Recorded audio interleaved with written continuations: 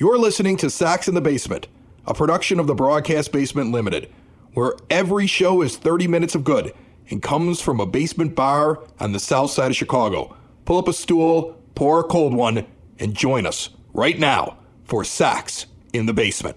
Heard everywhere podcasts can be found, and always at soxinthebasement.com. I want to say last week, I made a comment on this show that even though it was early on in the season and the White Sox were 2-2, I think, at the time that we were recording, that I was convinced that Will Venable would never let this team lose 10 games in a row like a Pedro Grifol. And they haven't won since, Ed. They're 0-5.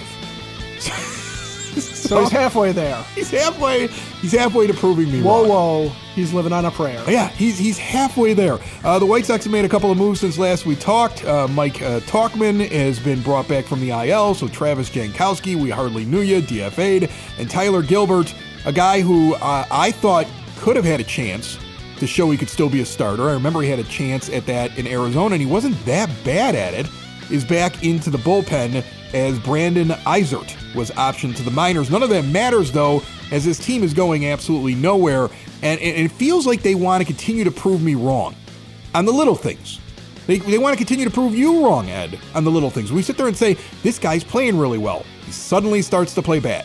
When we're like, this guy's playing really bad, he suddenly starts to play well. Like, look at the second turn through the rotation after I lauded the first turn through the rotation. Only Martin Perez pitched well so far in that second turn through the rotation.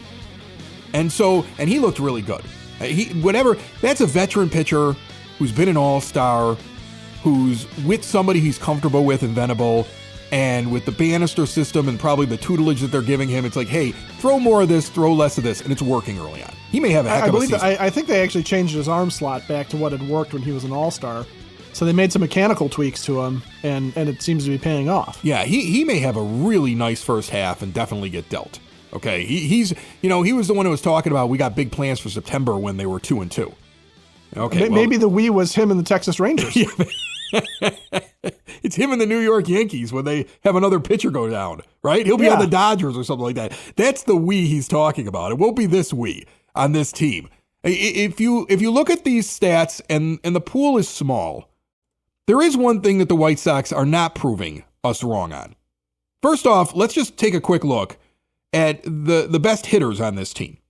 Best guy so far on this team. Corey Lee, hitting .385 right now over 8 games, 13 at-bats with a .967 OPS. Austin Slater's hitting well. Mike Tauchman's only been back for 1 game, I think, 2 games. He went 1 for 3. Yeah, but it looked solid. Andrew Benintendi has been hitting the ball well. He's been the most consistent guy.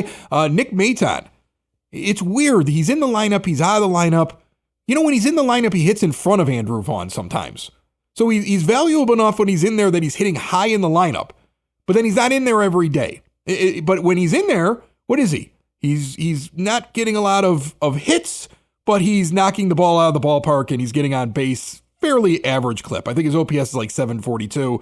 And as you go down the list, he's been okay in the early going. Okay in the early going. And as you go down the list now, that's all you got. It's a bunch of okay until you get to the bottom.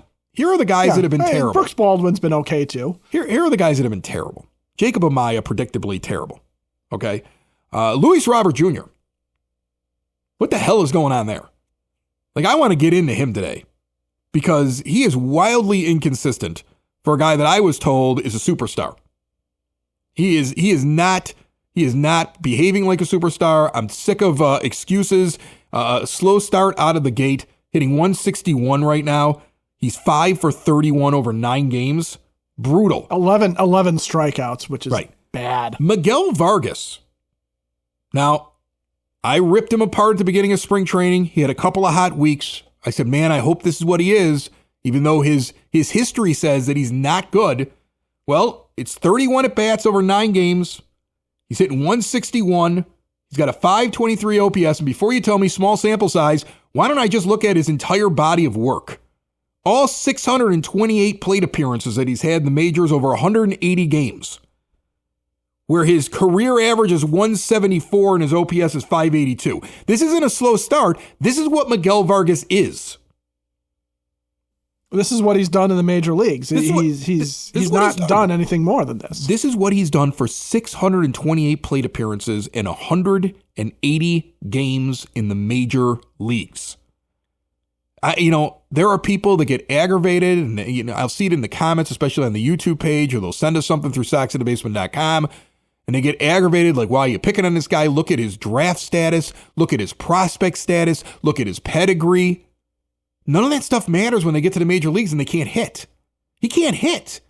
I said it when they traded for him, it was a bad trade. I said it when they traded for him. He had 81 consistent games for the first half of a season with the Dodgers, and the Dodgers said he was lacking and never gave him another chance again until they could unload him onto the White Sox.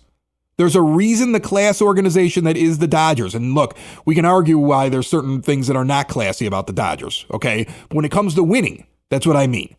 When it comes to winning, that team knows how to win and how to identify talent, how to develop talent, and when to cut bait. And they cut bait on him, and we took him. And I said it. It's a bad deal. And they still have to prove me wrong on that one. I continue to say he was a bad acquisition. He's a bad deal, and he isn't even a starter on a Major League Baseball team. And they've made him the starter on this team, and he isn't doing anything different than what his career numbers are, which are atrocious, Ed. So, yeah, the little things we kind of laugh about where I say, well, Will Venable won't lose 10 games in a row this year, or the starting staff is just, amazing, and then something changes from week to week, whatever. Sometimes we laugh about how I'll say something on a podcast, or you'll say something on a podcast, and then things will change. The wind will shift like a weather system. But this is something I want to be proven wrong on, and I don't think they're ever going to be able to prove me wrong on Miguel Vargas.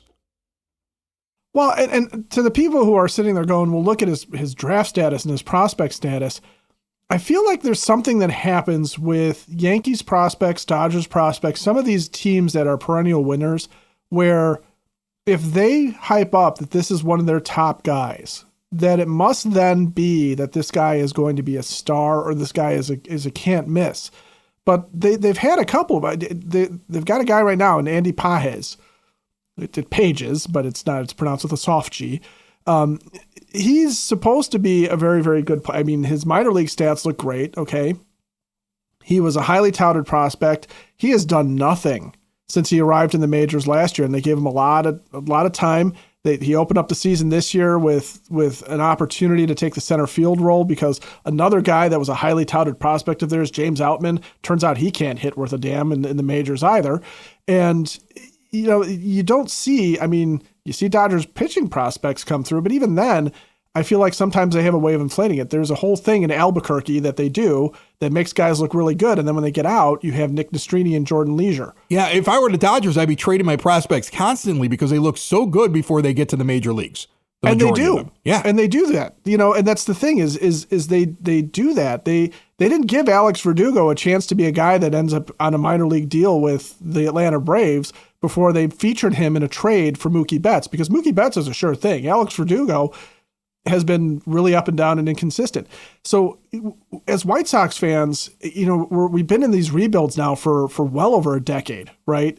And we're looking at this and we're going, but look at the prospect status of some of the guys we're bringing back. But I think it's time to consider, look at what those teams do with their prospects.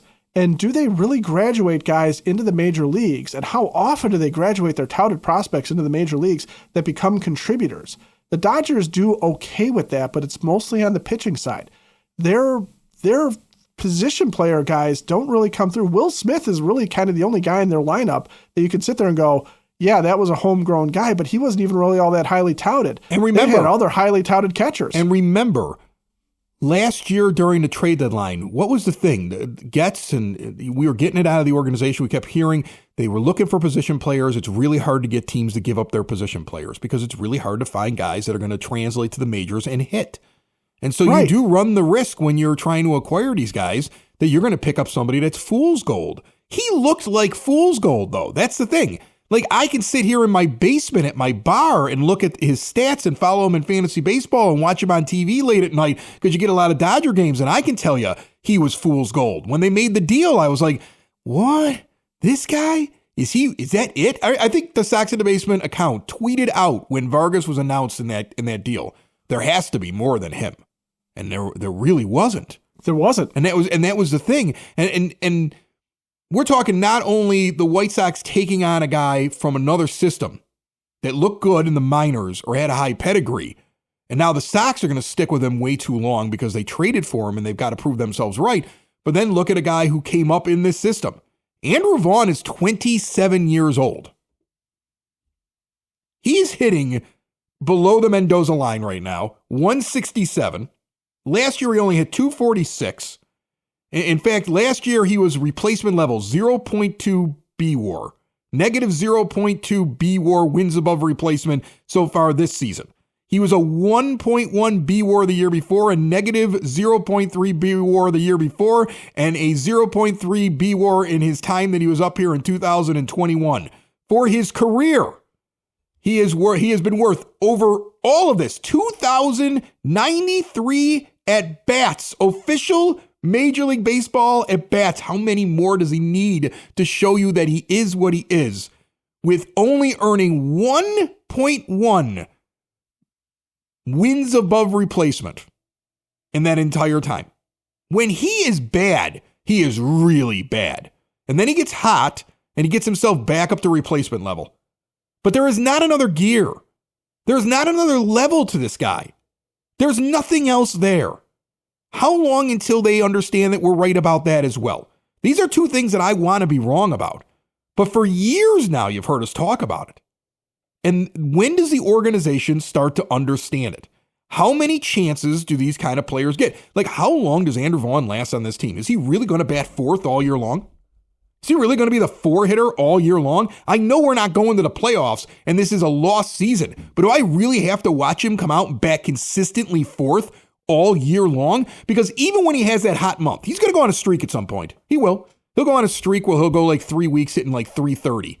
But when you get to the end of the year, he's going to be a 240 to 250 hitter with an OPS slightly above league average that gives you 0 to 1 wins above replacement for the season. That's all he is. That's his best chance. And he's off to another slow start to start off the season. You know, I'd rather see Tim Elko come up right now, Ed. Bring him up right now.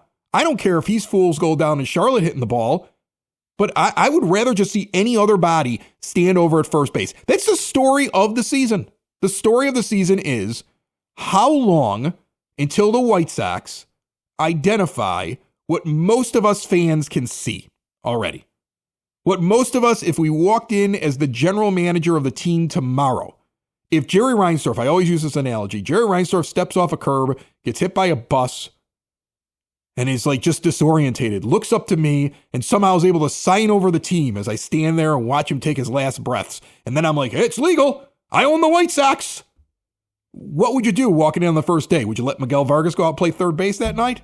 Would you put Andrew Vaughn at first? I think most of us would not.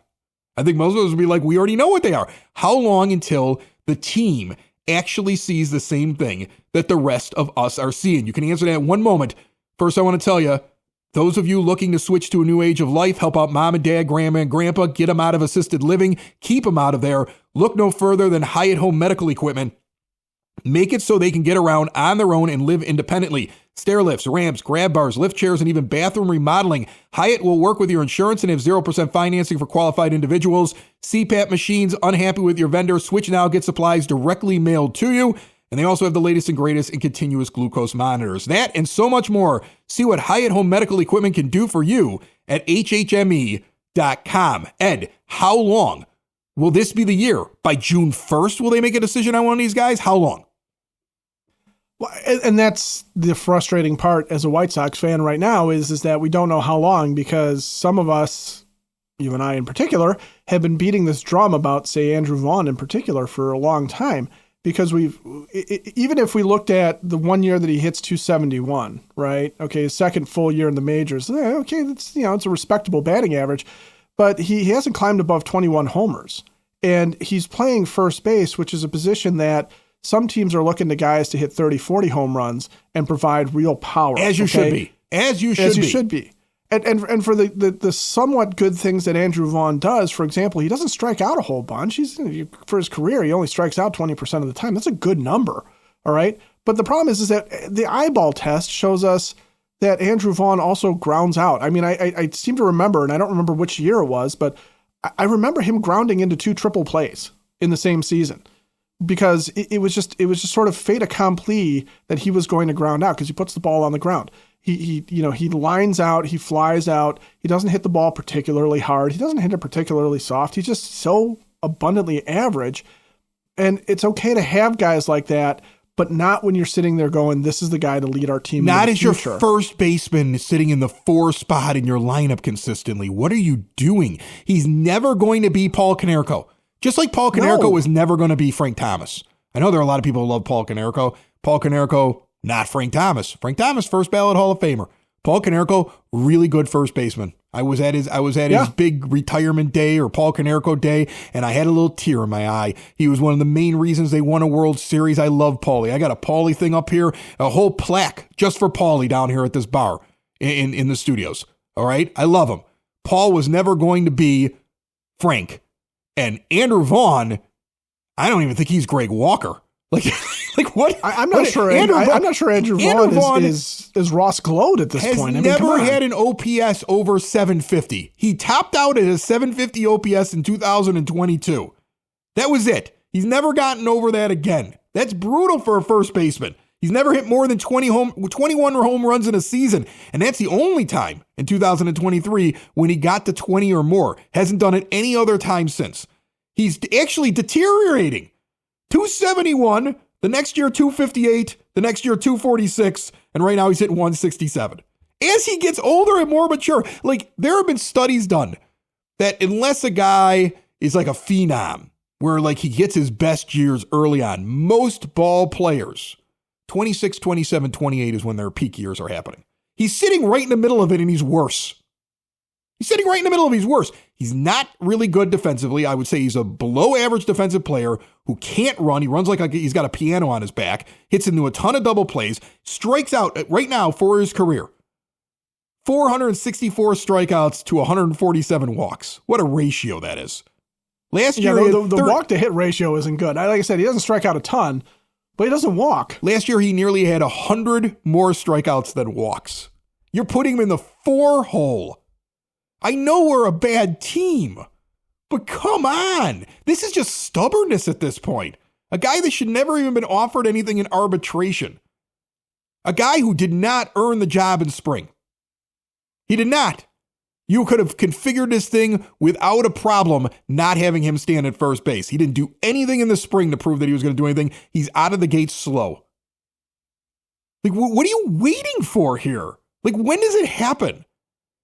You know, you want me to come to the ballpark, and I understand that you're going to be a bad team. But as a fan, you're insulting my baseball sensibilities here now. When you march a guy out there and put him in the 4 spot who doesn't deserve to be in it, who's never going to be anything better than a replacement level player, and I have to sit through months at a time from season to season where he's below replacement level, just waiting for him to get hot for a couple of weeks so he can get himself back to average. And you want me to come out and what? Buy tickets, beer, food, spend a couple $100, bring a family out there and drop $500-$600? That's what you want? You want me to go do that so I can sit there and be insulted by watching him put in the 4 spot, and you don't want to try anything else? He is what he is. And you had every opportunity this year to say, we're just not going to offer him arbitration. You had every opportunity to just say, you know what? We're in a rebuild. We don't have time for this mess. Every opportunity to do it. Tim Elko, take him up there and put him in there right now. Right now, I don't care if he's better or worse. Just put something else in there. Right now, I'm advocating publicly for the release of Andrew Vaughn and Miguel Vargas. These guys are duds, and they are going to be duds no matter how long you keep them in there. I'm saying it right now on April the 8th, 2025. I've said it before, but I'm going to just flat out slam my fist down on the bar. And I'm going to tell you, these 2 guys don't even belong on this baseball team. They don't belong on this team. And, you know, I'm waiting for somebody to take their job. And I get that, like, some guys aren't ready. Colson Montgomery's down there right now. What is he, like 3 for 31? He's hitting 097 with 18 strikeouts. He ain't ready. It's bad. You don't have a lot down there. I get you don't have a lot down there. I understand you don't have a lot down there. But I also just don't want to be insulted anymore. All right? I get it. You made a trade. It was a bad trade. I think Chris Getz will eventually get that, though. He has moved on from other guys he traded for. Remember, he DFA'd Dominic Fletcher. So you'd hope he's not. He's DFA'd Dominic Fletcher. He's DFA'd Zach DeLoach. Right. Corey Jokes he traded for. Traded for Corey Jokes, too, right? Yeah. And now these guys are all in Charlotte, which speaks to the fact that nobody else wanted them. Right. But you could DFA Miguel Vargas right now, and I don't think anybody's going to pick him up. I'm telling you right now, if they DFA'd Miguel Vargas right now to AAA, nobody is picking him up. All of Major League Baseball knows that's what he is. His career average is what he's hitting right now. This isn't a slow start. This is his average, over 600 some at bats. It's what he is.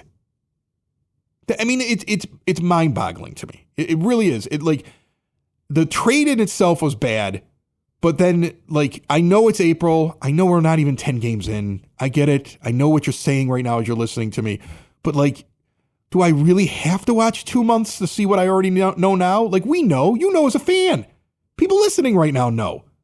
If you're a fan of this team, you know who's good and who's bad. You already know. When does Chase Mydroth get here? I think he's coming here real soon. I think he gets here really, really soon. He's down in AAA right now. And that kid is finally finding his stroke over the last couple of days. This is what they wanted to see in spring from him. They wanted to see him. The word was that Will Venable told him he was too passive in spring, right? He had all those walks, but he didn't hit anything. And he was nervous. And they need him to let it go. Well, he finally let loose.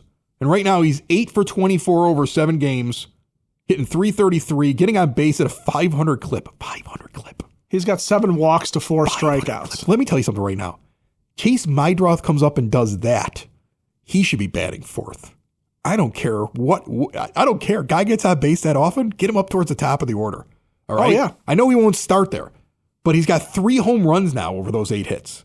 He's got power all of a sudden. And I know it's a bandbox down there, and he's not going to hit a ton of home runs up here. He's got Charlotte power, let's face it. But guess what? I'd like to see him because there's a lot of garbage up here. I think he's the first one that comes up. I think he's here. He may be here before May. If he hits like this for the next couple of weeks, this is what they were looking for. He's going to come up. But I think Tim Elko should be playing first base for this team by June 1st. I really do. I think Tim Elko or Edgar Caro or even Kyle Teal, if you don't want to have one of these guys start a catcher and you just want to get a bat up here, give him a first baseman's glove and throw him over to first base. I'm done with Andrew Vaughn. I'm done with Miguel Vargas. I'm almost done with Luis Robert Jr. And I think we should be done with Luis Robert Jr., honestly. Here's the thing. He's not worth $20 million next year. No. He's not. And he's not worth what they want to get out from him on the trade market either. What happened to him? That's the thing I don't understand. What are you going to do? You're going to try to tell me there's another injury? What is the reason going to be now? I think the reason is that he's wildly inconsistent as a baseball player. He's got nothing but tools. He looks spectacular with his shirt off. I got a poster down here right now that was hand-painted that was sent to us a couple years ago. Sits down here. I got a Luis Robert Jr. jersey. I was wearing a Luis Robert Jr. jersey before they put the junior on it. I was all for this guy. But he's out of the gate slow after a disappointing season last year. And I just don't know if he's ever going to reach the potential of what we thought he was going to be again. His best season is 2023. He's worth 5.3 wins above replacement, according to Baseball Reference. He plays in 145 games. Only twice in his career has he played in 100 or more games. In 24 last year, he did 100 games. In 23, he does 145. Otherwise, he never gets that far. In that season, he hits .264 with an .857 OPS. That's good, not superstar. I was told he was going to be a superstar. I was told he was Ken Griffey Jr., Barry Bonds. He was Mike Trout, remember? That's what they kept saying, Mike Trout. Yeah, next Mike Trout. The Cuban Mike Trout. He ain't the Cuban Mike Trout. Not at all. Maybe in terms of injuries recently. Well, that's the thing. I mean, his best statistical season is .338 with a .946 OPS in 2021, but he only plays in 68 games. He's been a guy who's been injured, which has been one of the reasons. I think last year his heart wasn't in it. As they were falling apart, they tried to say injury. I'm sorry, body language tells me otherwise. Again, if you're a member of the team or you cover the team, you see things differently than the fans, but the fans continuously get proven right about the players and the organization. Over the last 5, 6, 7 years, the amount of so-called crackpot theories floated by podcasts, blogs, and fans like you and me have been proven right more than they've been proven wrong by the organization and the players. We've been right about these guys. We see when something's bad. We see who sucks. We see it. We're fans. We watch just as much baseball. I think we watch the game more intently and understand it better than a lot of people in the front office. Because I think a lot of fans would have moved on from some of these guys a long time ago. Well, and I don't know that that's always the case. I think that was the case with the prior regime because I think they had rose-colored glasses on the whole time. But Luis Robert Jr., it's an interesting study because you bring up 2023, and that's what everybody points to. 145 games. Okay, he looked good that year. He can build off of that year. Last year he's injured, whatever. Okay, but really, it goes back further. It's the first half of 2023, those 89 games before the All-Star break, where he's got an OPS plus of 142. He's got, he's in 271. He's got an OPS of 899. I mean, he played better in the first half. That's star level. Okay. But he doesn't just play better. He falls off. He falls way off. His batting average in the second half is 251. His OPS is 789. Okay. He's real pedestrian. He strikes out that year at a 30% clip, which is bad. It's almost as if he cannot do 162 games, not just because of injury. He just doesn't keep consistently good. He doesn't consistently perform over the course of 5-6 months of a baseball season. He just doesn't do it. It's too long for him. He'd be great in a league that only lasted for 3 months. That's when he'd be really good. Yeah, and look at that year too. He starts out slow in April and March. He's hitting 213. Okay. And OPS is only 622. He has a great May that year, 310, OPS of 1013. June, he stays hot, 293, OPS of 1040. July, he's doing okay, 266, 821. He has a little bit of a rebound in August. And then September, he's just done that year. September, he only hits 206. He's got a 636. Well, they weren't OPS, in it anymore. They weren't in it anymore. And he falls off. So it's entirely possible that if they do manage to trade him, that a motivated Luis Robert Jr. maybe comes back around and looks good. But will he ever be the superstar that we were told he was? Will he ever live up to the tools? No. There's just nothing to suggest that he will ever do that. The meatball fan in me that may not be too meatball. It may be right. Maybe another just realistic eye test baseball. I don't know if you want to call it baseball knowledge, but just a feel for baseball after watching it for decades, which I think most fans have. My theory is that Luis Robert Jr., the injuries, yes, that's a thing, but there's also an issue with he's never going to be the guy that's going to tell everybody, get on my back. I'm going to play really hard even if we're out of it. I think when his teams fall out of it, he's done. I think when there aren't guys that are good playing around him well, he doesn't perform as well. I think if he was on a team that was a competing team, that was a really good team, that has aspirations of winning a World Series, that has a bunch of other professionals around him to say, hey man, get up. It's another day. We need you. And he doesn't need to be the superstar on the team. He'd be spectacular. He'd be an all-star regularly. I think he's that guy. I don't think he'll ever perform well on a bad team. I think it actually affects his play. Even though baseball is an individualistic sport in so many ways, it's you versus the pitcher up there at the plate. He could go out there and hit 300 every year on a bad team. You've seen baseball players do it before. We've seen guys go to the Hall of Fame who never won a World Series, never got into the postseason or rarely did, but were like great players surrounded by crap. Luis Robert Jr. is not that guy. I just don't think he has the mentality for it. I just don't think he's that type of player. I think he's the type of guy that when things are going good, he's really, really good. And when things are not going good for his team, he's really, really bad. And I think a smart GM doesn't have to pay very much at the midway point of this season to get him and add him to a team that's making a run. Bring him in where, worst case, he's a bat off the bench or he's batting at the bottom of the order of a really good team. And then he's a star in the postseason. That's my prediction for him this year. The Sox are never going to get a ton for him unless all of a sudden he turns it on. And again, I know it's only been a couple of weeks to start the year, but he's your superstar, and this is how he starts off the season. That's brutal. Well, and here's the thing. Adjust your definition of superstar for a second, because there's guys who are statistically very good, okay, but the superstars are the ones that perform no matter what. No matter who's on the mound, no matter what the situation is, no matter what the team looks like, okay, they just perform. And those guys can be somewhat rare, but that's also, they also lift other guys up, right? They make the rest of the team dangerous.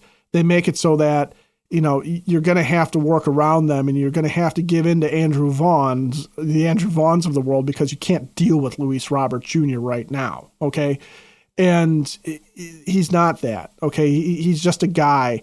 And even if he goes on to star for another team, frankly, if you're a White Sox fan, I don't think you shed tier 1 over Luis Robert Jr. getting traded for less than what you would consider to be superstar value, because GMs around the league are looking at this guy and going, if he taps into his tools, he might be a nice complement to our stars. If he goes to the Dodgers to play center field, where they've got, like I said, they've got a little bit of a hole there, he is a nice complement to their real stars. Freddie Freeman. He's perfect for them. We can take another bad player. Freddie Freeman is a superstar. Freddie Freeman with a bad ankle comes in and hits a World Series home run. We'll have Andy Pages here.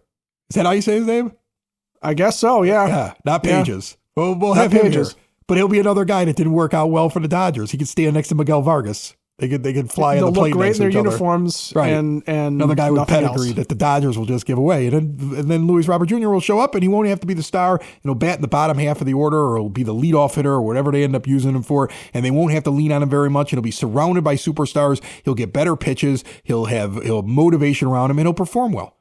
But look, the name of this episode, I think it's already named itself. Prove it, White Sox. Because that's what I'm asking for. Prove it. Because I feel like over the last 7-8 years of doing this show, we've been right a lot more than we've been wrong. A lot more than we've been wrong on this show about who these guys are. And then we've had to sit there and wait for months or years for them to recognize the thing that we were able to recognize as fans, that you out there can recognize as fans. And I'm telling you right now, Miguel Vargas is no good, and they should get rid of him. And he should be one of the guys on the chopping block when it comes time to make room on the roster, because he is nothing. And Andrew Vaughn is a replacement level player at best, and he can go as well as far as I'm concerned. I don't see what value he brings to this team. He definitely is not going to be on it next year. He shouldn't be, and they continue to put him in the 4 spot. And Luis Robert Jr. is wildly inconsistent. Now, one of them proved me wrong. Just do it. Come on. Not hard. I'm just someone tell us, right? Make us look bad. We're just some independent podcast, a couple of loudmouths. What do we know?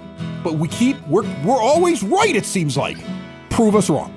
Sox in the basement. Sox in the basement. Sox in the basement. Sox in the Basement. Heard everywhere podcasts can be found, and always on soxinthebasement.com.